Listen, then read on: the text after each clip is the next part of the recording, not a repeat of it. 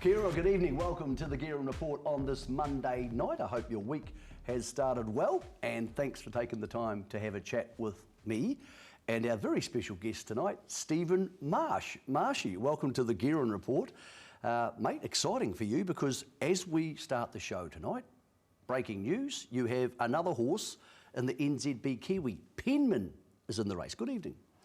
Yeah, thanks, Mick. I've been awaiting my call up for the show, and it's all come together. I feel privileged to be here. But yeah, very exciting having our second horse in the slot, and Penman. He's shown us a lot and was very good at Tauranga last start, and certainly a worthy contender.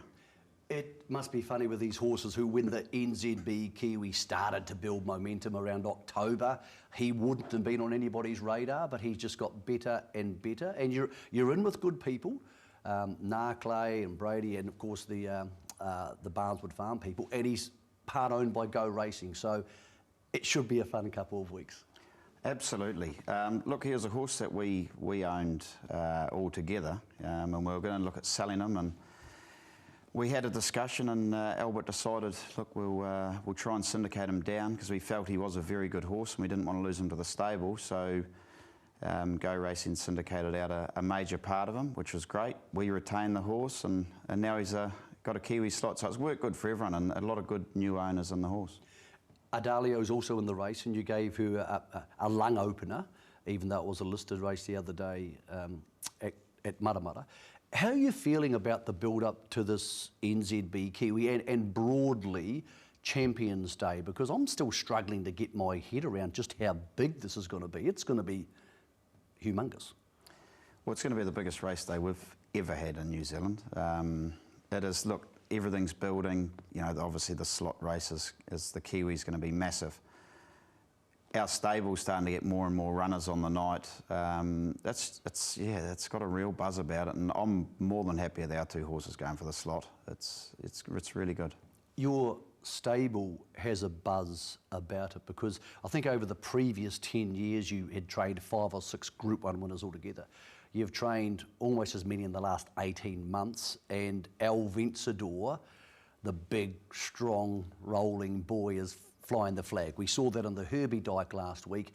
It must be quite a remarkable time to keep producing very different horses, we'll go through them shortly, to win these Group 1 races.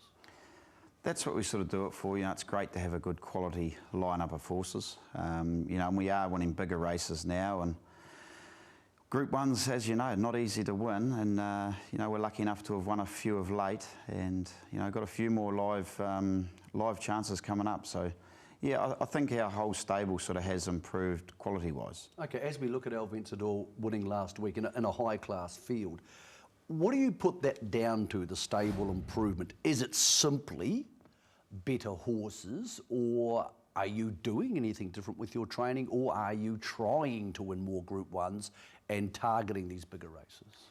Yeah, look, I think probably we've got great systems in the stable, outstanding staff, which allow us to get the best out of our horses. We're buying a lot more horses at the sales.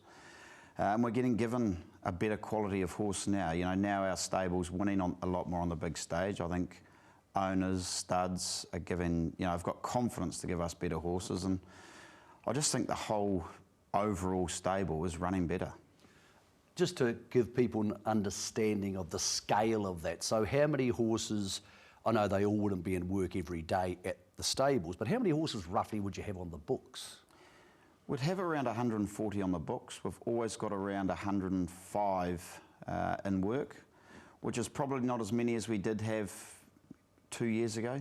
We did have a Riccarton stable, and we had a few more stables in Cambridge. We're down to 2 barns now, and that's all we've got, and it seems to work extremely well for us. One of your mates you're celebrating there with is Dylan Johnson. Dylan's been a huge part of, I suppose, helping the stable grow in strength, because he does a lot of your sales work for you, and you don't buy a whole heap of horses at the sales, but you seem to have had a remarkable strike rate in the last 5 years. Has having a secondary set of eyes, or even putting in more effort to going to the sales, have you noticed a difference in the quality of stock you're taking home?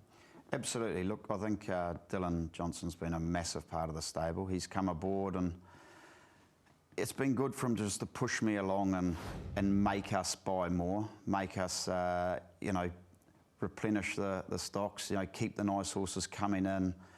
And we're really stepping out and buying a lot better quality of horse. We're out there actively, you know, getting our owners in. And he's made sure that that keeps rolling. Between him, my father, and myself, we go through all yearlings. We do a lot of work with them. And I believe we're buying a great quality horse, and we're getting the real good owners behind us, supporting us too. You don't seem to spend a lot. You don't seem to get into the 500 plus market very often. Not often at all. We look for value. You know, we certainly don't like to pay overs. Get caught up with the hype of the sale. We put a value on them. We don't mind going a little bit more, but I start to like to pull back a little bit if it's getting a bit out of control. You seem to be getting better at the social media advertising. Here's a horse you purchased recently at Karaka, and you guys do the right thing now. I think everybody has to if you want to sell shares and horses. We had that little interview at Karaka that day, and you told me you had a couple of phone calls in the car on the way home from people who wanted to buy shares. So unless you're out there and putting yourself out there, I suppose it does become hard to sell these shares. Absolutely. Look, gone are the days of just sort of training at home and not putting yourself out there. Hey, with a lot of followers like you've got here, Mick, this should get us out there a little bit more. But yeah, look, you do have to get out, get your face out there, and that's what we're certainly trying to do. I think what helps you more is training winners of big races. And even though you've had a lot of Group 1s in the last 18 months, probably in some ways, to me, the most significant was winning a Karaka Million. It's incredibly hard to get over top of Tiaka on one of those nights. It's only happened once in the last 9 years. You did it last year with Ferocious. That must have been a very special thing to achieve because of who you're trying to beat and how difficult it is to do. Yeah, well, look, I guess on the number of yearlings and 2-year-olds we get through the stable, it makes it difficult. We certainly don't push heaps of them along, but it was special. Velocious winning our last Karaka Million was for Go Racing also, Rude Awakening, and it was very special to win a Karaka Million, you know, in the Go Racing colours for the team. They've been great owners of ours since day one, you know, back in the Woodville days. So no, it was special, and yeah, great to have our very own James McDonald on as well. Where is she at Velocious? Because when we opened the NZB Kiwi market, which seems like about 10 years ago, she was actually the favourite for the race. Ironically, she's getting close to coming back to racing, but not quickly enough for this. Yeah, she's had a little wind issue, which is she's been operated on now. She's trialled up at Ellerslie last week. She trialled up outstanding. She'll trial up again next week. We'll look to give her a little a soft return to racing, but she looks to be back in business. Her breathing's great, and you know she's high class. And if we've got her back to her best, which I do feel we have, you know she's going to be a force to be reckoned with. I don't think all the Group 1 horses are superstars. I think Mercurial was a horse you needed to train really well and be ridden really well to win a Telegraph. In some ways, you must sort of love those horses because they almost overachieve on their ability scale to pull off a Group 1.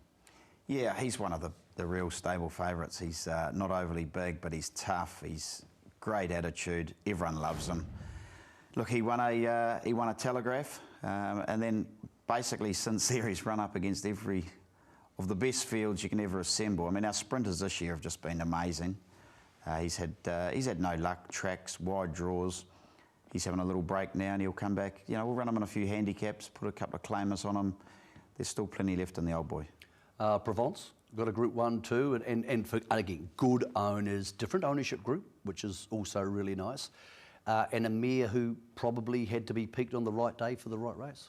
Very much so. Look, she's always been a mare that we've really liked. Obviously bred and raced by Tony Ryder, and part raced by Brent and Wendy Cooper. Social racing. It was a great, well, a Savabeel mare getting a Group 1 wins. Great for you know, Tony. It'll go in his broodmare band. Again, a very short margin. But look, she's had another run at Matamata last week, and she'll be primed, ready for the breeders. When you watch the set of results, it's pretty amazing, really. These are big, meaty races. I've never asked you this before. How do you get these horses to win this? Like, what's your basic Stephen Marsh training philosophy. There's people who feed them big and work them hard. There's people who are softer on them and let the racing bring them on. How would you term what you do in your training? Yeah, I think you mentioned feeding. We spend a lot of time feeding. We've got 2 barns. We've got a full-time girl in each barn that solely does feeds, and I'm changing them all the time. I think it's more just getting to know every horse, trying to peak them for the right races, not just race them in every race they're available for, but pick a target out from a fair way out and just try and have them absolutely peaking on that day.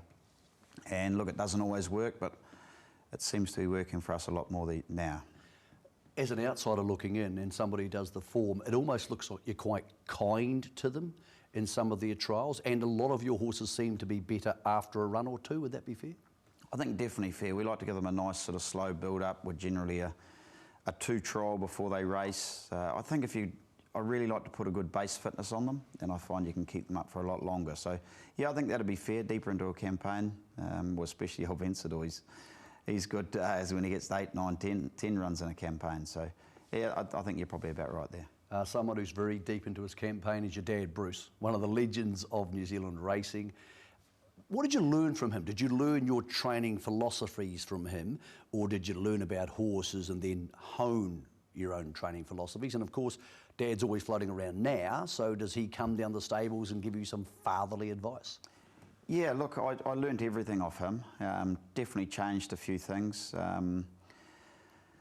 But I didn't I wasn't the trainer to sort of go over to, all around the world and learn to train. I sort of thought, look, I'm training in New Zealand. Geez, there's a couple of old photos up there. Training in New Zealand, and that's how I wanted to learn. And he was a master. He was good at getting them ready, and he's been a great conditioner, and he's always been a great feeder as well. So, no, learnt certainly everything off him. He does float around a little bit. He doesn't get too involved, but he's always there when I'm just a little bit unsure about things. He's a great sounding board. His experience is unbelievable, and he's often got some good advice for me when I need it. You mentioned your dad trained overseas, and you haven't done that. Probably in the last 10 years, you would have had the opportunity to maybe try and row your boat to Hong Kong, or at least go to Australia like someone like Guerin has. Why did you stay in New Zealand? Yeah, it was strong on the radar to go to Australia. Well, early doors go to Singapore, follow Dad over there. But really wanted to do it myself. Don't just go on the coattails of Dad. See if I can actually have a proper go at it myself. Then Australia, it reared its head that I could potentially go there. But I could just see New Zealand racing was on the way up, and I decided to really stick it out here. And the way New Zealand racing is going now, I'm very happy I did. Okay, look, I know you don't like to get involved in the politics of racing, but are you talking Auckland Thoroughbred Racing, obviously the Entain injection of enthusiasm and cash? Are these the sort of things that make you think you've made the right decision? Absolutely. Look, Entain coming on board has just been massive for us. They've been our lifeline. Hey, we wouldn't be looking at Champions Day. We wouldn't be looking at all these, the big injections of money. We're actually racing for proper prize money. And you notice that. People are getting the confidence in New Zealand. Horses are coming back from Australia to race in New Zealand now, which is great. And having a track like Ellerslie is another, you can go there with confidence. It's as good a track as you can get. We've had plenty of great winners there, and we just love going. Even though you're not going to live overseas, you are heading overseas. So our Vencedor invited to go to the Kiwi 2 Cup at Sha Tin in Hong Kong late April. Even for a guy training a lot of Group 1 winners, to get the phone call or the email from the Hong Kong Jockey Club must be pretty cool. And once you say yes, it must be pretty exciting. When I first got the email, it was extremely exciting. I told the owners, but I think they were even more excited than me. But it's just sort of something you dream about, I suppose. You can take a horse to Australia pretty easy, you can take them around the world, but going to Hong Kong, the world stage, and to be invited for, international meeting, it takes it to a whole new level of excitement, and just shows you how well the horse is going. But yeah, it all sort of fits in good with his program, and it'll be a life-changing experience, to be honest.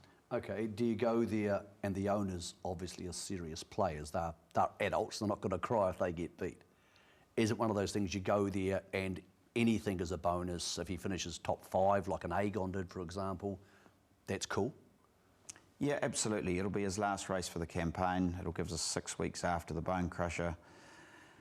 We're certainly not wanting to go over there to make numbers up, but as we've sort of all spoken about, you know, it will be a hell of an experience. And yeah, as you say, we're big boys. We're not going to sulk if it doesn't go right for us, but he's such a tough, durable horse. You'd think a little trip over to Hong Kong wouldn't worry him too much. You mentioned durable. He raced over 2,000 metres 9 days ago. He heads back to the mile at Ellerslie this Saturday. Is that just because he needs the racing or because he loves Ellerslie so much?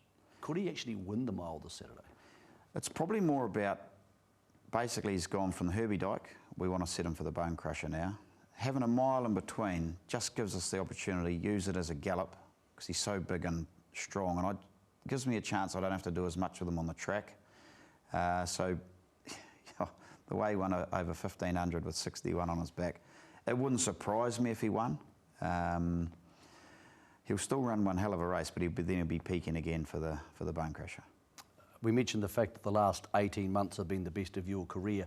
Last summer was very challenging. You won all those big races, but very sadly you and the family lost your mum, Kay, wonderful woman everybody in racing loved.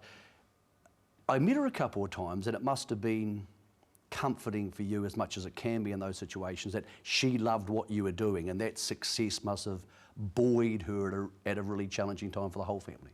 Yeah, it was, you know, it was, hey, the stable was going brilliant and certainly challenging. I'm certainly not going to cry, but yeah, I mean, it was a real challenge, and I suppose having the horses going so good and having her so proud was great.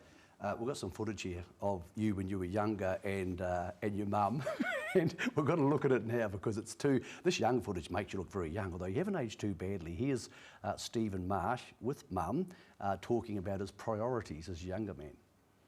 Does mum help out much physically in the stabling area? She does actually. She mucks out 15 boxes a morning, and she basically takes care of those boxes. She's good, a big help. And you do all your own ironing? No, I leave that one up there as well. But you do some cooking then? She enjoys her cooking. You do the gardening then? Oh, for sure. I do all the outside work, lawns, gardens. Wash your own clothes? She enjoys that again. Likes the floor? We leave that one up there. Gee, you've been a huge contributor to the family. You do the gardening. Have you expanded the cooking repertoire in the last couple of years? Well, I'll tell you what, I must have been a good little liar in those days because Mum wouldn't let me start the lawnmower. I remember you and I talking when your mum got sick, and because my mum has passed, and I said to you, all you can do is hope you made them proud. That's all you can do. I think you ticked that box pretty nicely. Absolutely, yep. Yeah.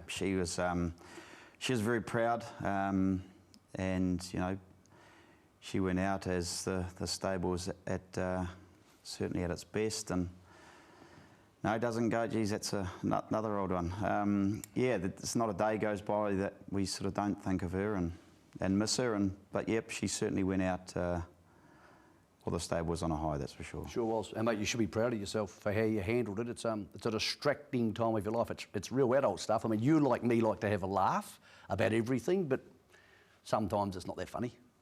No, absolutely not. No, we do. We like a good time. We like to make, you know, the stable enjoyable and everything enjoyable about it. But yeah, as you're right, sometimes it's not overly funny. On a more cheerful note, I have an announcement for you. I'm coming to Hong Kong to see our Vencedor on the subject of having a laugh. I did hear that, and I've warned a few people in Hong Kong. I'll try and be your social lieutenant. Dylan can be in charge of serious stuff, and I'll try and be in charge of other activities. What could go wrong? Well, what could possibly go wrong? Come and join us in Hong Kong late April for the Kiwi 2 Cup.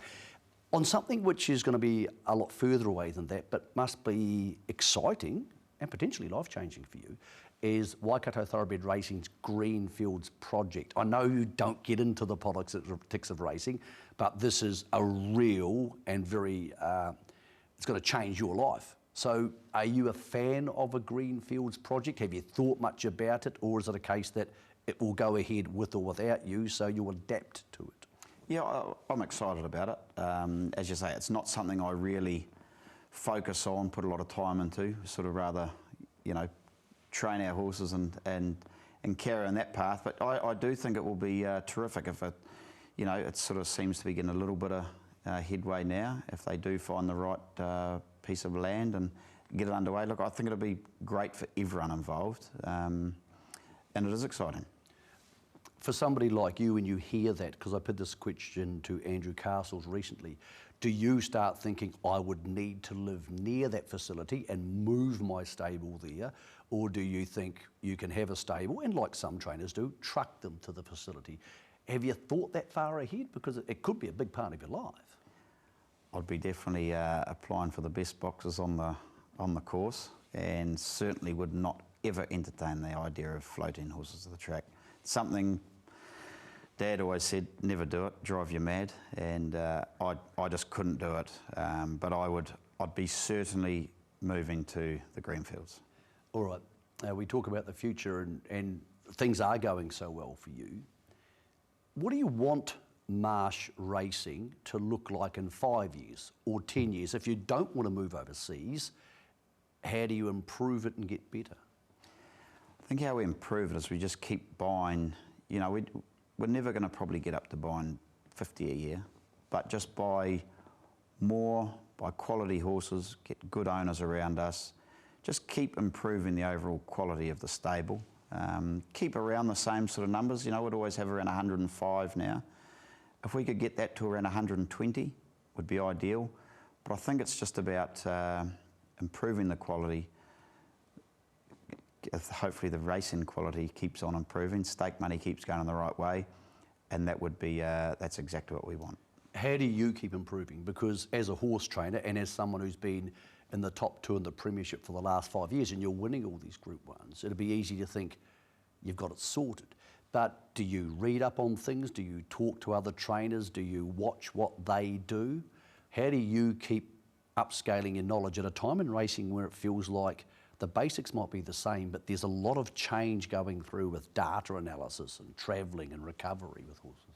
Yeah, I think you've always just got to keep your eye out and just keep just trying to improve your systems and care of horses and whatnot. And I think just keep on keeping that good top echelon of staff working around you. You know, it's all right to have your 110, 120 in work. You can't do it all yourself. You've got to have a great team behind you, which I'm lucky enough we do. It's about keeping that team together, keeping them, keeping everyone focused, and you know, keeping ambitious. You know, we just want to, you know, you don't want to just rest on your laurels and just go through the motions. Just keep actively trying to get better and better. Keep winning big races, and just keep overall trying to improve. When you do win a big race, when you win the Herbie Dyke or you win a Karaka Million, and I know there's lots of hugging and high fives, and it looks really cool. I love that sort of stuff. Do you go home that night after a bit of a celebration and think to yourself, gee, this is amazing. I've done this now 5 or 6 times in the last 18 months. Or do you now, to be a top trainer, have to expect that? Does this have to become the new norm if you're going to keep doing it? Look, I'd be lying if I said I didn't get very excited over a big win. And I think it's important, you know, if you've still got blood running through your veins and adrenaline, you've got to get excited about them. And, you know, I do. I mean, there's nothing better than putting the hard work in, winning a big race. But it does become, you know, you're only as good as your last winner. And if you ever start having a bit of a bad run, people start talking about you, more so if you're going well. So, no, you do need to keep up the quality wins. But I tell you what, I don't care what anyone says, there's nothing better feeling than winning a big race. That brings up a point. You are seen as somebody who likes to have a good time. You're not a overly serious, grim at the races type of person. Is that part of the Stephen Marsh racing philosophy, that your owners come along for a ride? If we do win, we're heading into town. We've got to enjoy ourselves when we get the opportunity to. Is that part of the ethos of the stable and even part of the fuel of the stable that keeps you going? Is that enthusiasm? Absolutely. Like, we like all our owners to, you know, when they come to the races, we like them to, you know, come in before the race, after the race, have a chat, have a drink, let them enjoy themselves. You know, they invest a lot of money into the day-to-day care and runnings of a horse.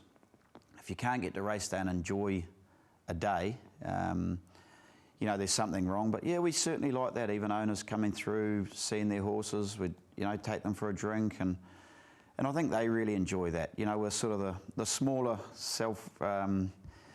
what do you call yourself? You're, you know, family-owned business sort of style. We try and do it all ourselves. You know, Dylan and I sometimes have a little bit of a social calendar with owners and whatnot. But I think if you've got them happy and they can enjoy themselves, you know, they get a lot out of it, and it's nice to socialise properly with them too. Well, I think you're ticking those boxes. We'll check up in Hong Kong and see how it's going. Champions Day around the corner. Congratulations, you've got another horse in the NZB Kiwi. You've got our Vencedor this Saturday. Well, let's look at this market for Saturday, because it is a Group 1, and it's a Group 1 that's been moved to Ellerslie. Orchestral, she'll get back. You'll be on the speed. You've got a Waller horse in there. It's pretty serious stuff.